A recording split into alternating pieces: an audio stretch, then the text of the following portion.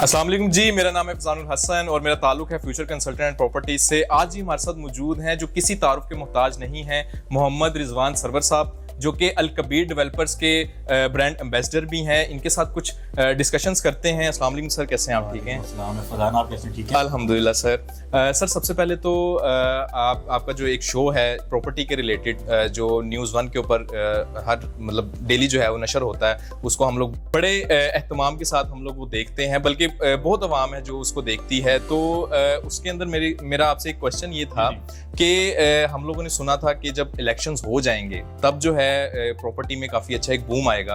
तो अभी जो है वो इलेक्शंस वगैरह तो हो गए हैं, तो आपकी क्या एक्सपेक्टेशंस हैं कि मतलब कैसा काम चल रहा है मार्केट के अंदर?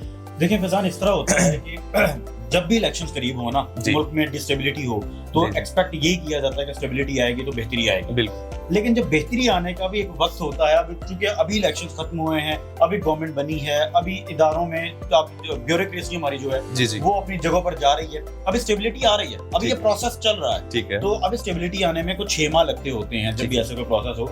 और रियल एस्टेट, मैं अपने प्रोग्राम के जरिए भी ये बात करता हूँ कि पिछले 4 से 5 साल से जो बूम आना चाहिए था रियल एस्टेट में वो नहीं आया।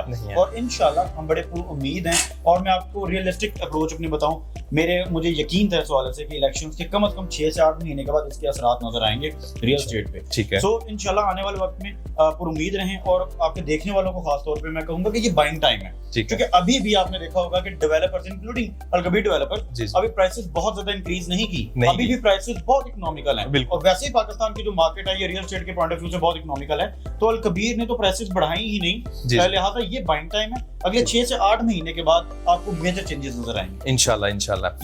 अच्छा रिजवान भाई, इसके अलावा हमारे ऑडियंस को बताएं कि जो ट्रेंड है वो बेसिकली ज्यादा अब आगे जो है ना वो आ रहा है वर्टिकल्स का।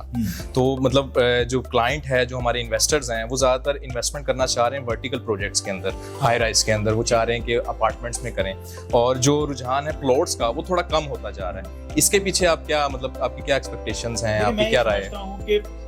रेजिडेंशियल और प्लॉट्स की अपनी एक अहमियत है, ठीक है, वर्टिकल की अपनी एक अहमियत है। हाँ, वर्टिकल की जरूरत आन पड़ी है। मैं हमेशा कहता हूँ कि जब शहर बहुत ज्यादा फैलने लग जाए तो वर्टिकल जरूरी हो जाता है, और ये कल्चर भी है। आपने पहले देखा कि कराची में बहुत ज्यादा ये कल्चर था, लेकिन उसके बावजूद कराची बहुत फैल गया है ऐसे ही, और अब लाहौर बहुत फैलता जा रहा है। लेकिन उसको हैंडल करने के लिए, जिसे हम कहते हैं ना टाउन प्लानिंग हम कहते हैं, तो ये बहुत ज्यादा जरूरी है कि अब वर्टिकल की तरफ, जैसे फॉर एग्जांपल हम अल कबीर डेवलपर्स की बात करते हैं, अल कबीर टाउन की बात करते हैं, यहाँ पर भी आपने देखा बिजनेस बे लॉन्च किया गया। मकसद क्या था उसके पीछे?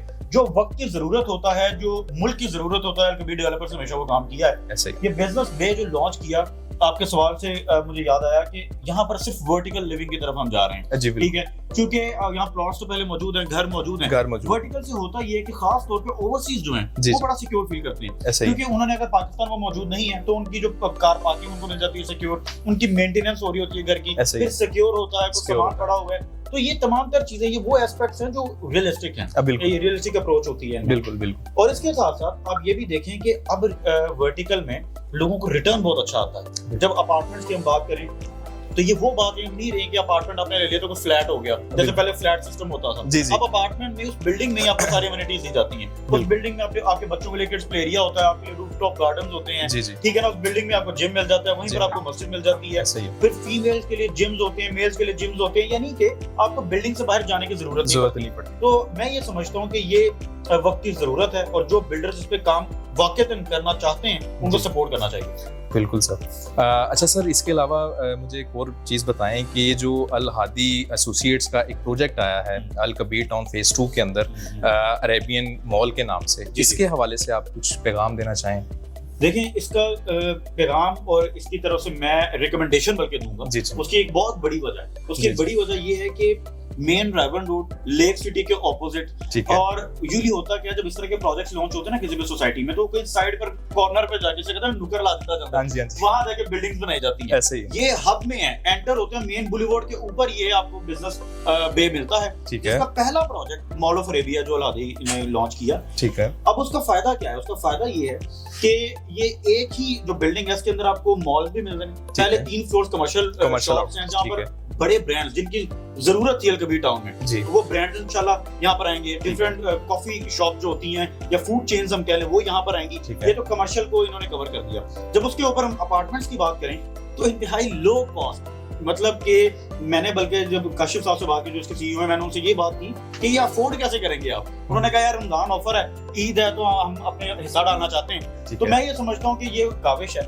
और 32.5 लाख रुपए का स्टूडियो अपार्टमेंट मिल रहा है जी, और 15,000 महाना किस्त जाती है। ऐसे ही 1 बेड की सिर्फ 25,000 महाना किस्त। इतने में प्लॉट नहीं मिलता, और वो भी लाहौर के गिरदोनवा की बात कर रहा हूँ मैं। जब आप लाहौर से बाहर चले जाते हैं तो आप कोई ऑथेंटिक बड़े डेवलपर अगर कोई प्रोजेक्ट लॉन्च करे, उसके लिए भी मुश्किल हो जाता है कि इतनी प्राइस में वो प्लॉट दे दे। लिहाजा यहाँ पर आपको फिनिश अपार्टमेंट्स मिल रहे हैं। और फिर उसके साथ साथ मजे की चीज ये है कि आपको कंप्लीट जो जिसको कहते हैं हाउस कीपिंग जी, आपको मेंटेनेंस, वो सारी चीज प्रोवाइड की जा रही है। सर्विस अपार्टमेंट्स, यानी एक तरह से सर्विस अपार्टमेंट ना, सारी सर्विसेज आपको फराहम की जा रही है। जिस तरह आपने एक होटल रूम ले लिया जी, जी, आपको कोई परेशानी नहीं है, वो एक सिक्योर है। फिर मैं बल्कि काशिफ साहब से बात किया तो मुझे याद आया, उन्होंने बताया कि जो अपार्टमेंट की जो एंट्रेंस होगी वो बिल्कुल सेपरेट प्राइवेसी के साथ होगी। मॉल की एंट्रेंस सेपरेट, अपार्टमेंट्स की जो एंट्रेंस हो बिल्कुल प्राइवेसी के साथ सेपरेट होगी। इससे यानी आप फैमिली पर्सपेक्टिव से भी अगर देखें तो आपकी फैमिलीज भी सिक्योर होती हैं, कंफर्टेबल महसूस करती हैं। तो अपार्टमेंट्स पॉइंट ऑफ व्यू से एक और चीज मैं आपके व्यूअर्स को बताना चाहूंगा कि अल-कबीर टाउन में अपार्टमेंट अगर आप खरीद लें तो आपको ये भी फायदा होता है कि आपको रिटर्न ऑन इन्वेस्टमेंट बड़ा मिलता है। इससे पहले जिन्होंने प्लॉट खरीदे 15-16 लाख के इसी ब्लॉक में, ए ब्लॉक में, वो 60 लाख 65 लाख के हो गए हैं, यानी 400% तक उन्होंने मुनाफा कमाया। हम अक्सर अपने प्रोग्राम में ये बात करते हैं, ये बड़े रेयर होता है किसी प्रॉपर्टी में।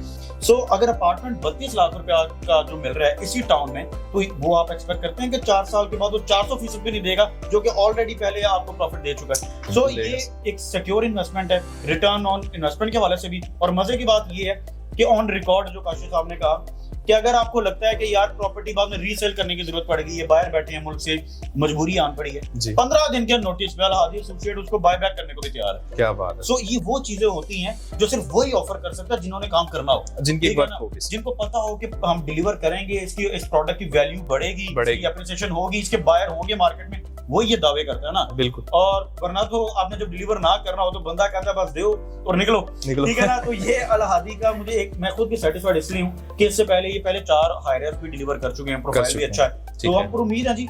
और अल-कबीर के एंड से मैं बड़ा उम्मीद हूँ कि ये पहला प्रोजेक्ट डिलीवर होगा इंशाल्लाह जी, इंशाल्लाह जरूर होगा सर।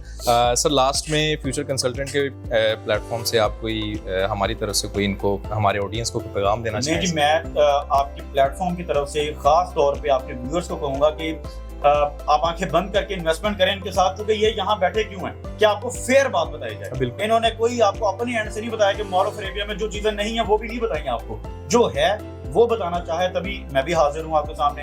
अल-कबीर टाउन में जो है वो है, जो नहीं है वो नहीं है, ठीक है। हम फेयर बात करना चाहते हैं और फेयर बात करेंगे इंशाल्लाह। मैं इवन अपने पर्सनल पेज पे भी मुझे अक्सर लोगों के मैसेज और कमेंट्स आते हैं, तो मैं ऑन करता हूँ कि जो किसी न किसी के कोई मसाइल हैं, तो यार जब बड़े प्रोजेक्ट्स होते हैं तो छोटे मोटे मसले निकल आते हैं, तो मसलों को हल कर दिया जाएगा। आप डिस्कस करें, मसले तब हल होते हैं, बड़ी बड़ी जंगें खत्म हो जाती हैं टेबल पे आके जनाब, ऐसे ही। तो इसलिए मसला अगर कोई है तो आप शेयर करें। अव्वल तो मसला अल्हम्दुलिल्लाह हजारों हमारे क्लाइंट्स हैं और मल्टीपल ब्लॉक्स यहाँ डिलीवर किए गए, किसी को कोई मसला नहीं है। तो छोटा मोटा किसी का मसला है तो मिसकम्युनिकेशन की वजह से होते हैं, तो आप ऑफिस हमारे तशरीफ लाएं।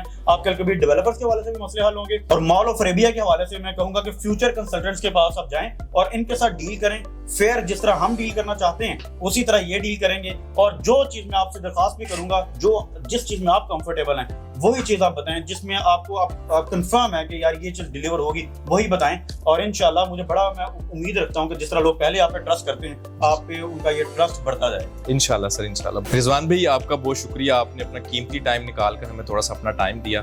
बहुत शुक्रिया जी आपका, बहुत शुक्रिया।